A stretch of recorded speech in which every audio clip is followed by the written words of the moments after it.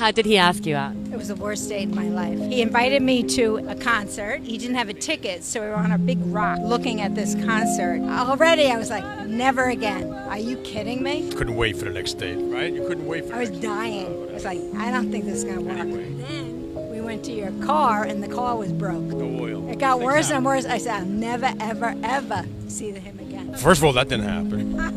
And yeah, that's when we started going out. What made me want the second date? I felt bad for you after that horrible first date. I really did. Then we went to a I had to restaurant. call my sister to come down and pay the bill for us. That was another bad date. It didn't get better. She chased me all over the world. You loved me so much. It was unbelievable. He's always after my body. I'm 89 years old and you turned me on.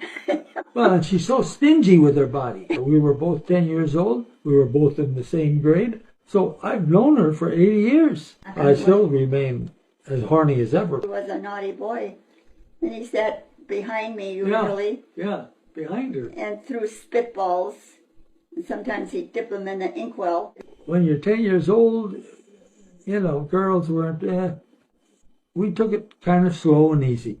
But, you know, I'd known her for at least 5 years before I started to feel her up. A little correction to that. It took longer than 5 years before. Carrying a grudge against the other one, being so-called mad at each other. Never ever. If it's really a focal point, we sit alongside each other and talk it out, but then it's always kiss, good night. What do you guys argue about the most? Sex.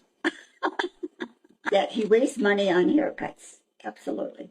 She doesn't know that the trend for men nowadays is to clip it close. I like to stay trendy. Well, we've always held hands. We began in high school.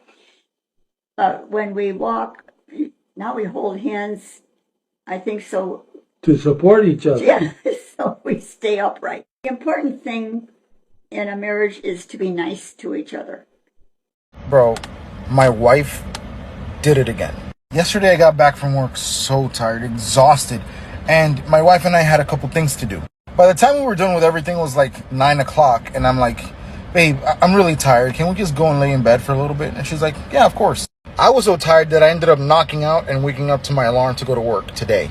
And I woke up thinking that I was going to be late because I have to get everything ready, my uniform, my lunch. And I'm like, whatever, it's fine. When I walk into the kitchen, everything is ready. Everything.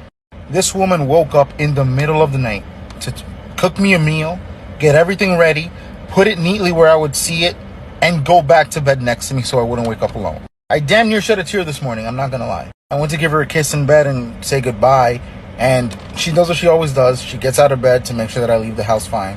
And I'm like, babe, when did you get up to do this? Why? I could have just gotten something. And she's like, I felt bad. I didn't want you to be out there hungry. I swear to you, man, every day my heart melts a little bit more and a little bit more for her. And now as a husband, I understand what Proverbs 18:22 says. He who finds a wife finds a good thing and obtains favor from the Lord.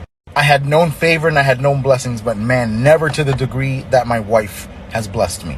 If you're on the fence debating whether or not marrying someone is worth it, giving everything else up to be with one person, let me be the one to tell you that it is. Because I promise you, not once has my wife ever made me regret marrying her.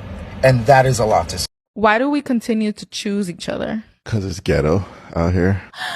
So he only chooses me because there's nothing better out there. No, seriously. You've become my best friend. A perfect day is any day where me and you are together. I can do everything with you. And I don't think a lot of people can say that. Like, there's always a separation. Like, oh no, I watch sports with my guys, or I go to the gym with my guys. It's like, I could literally, everything that I enjoy about life and doing life, I can involve you in some capacity, and it's not forced.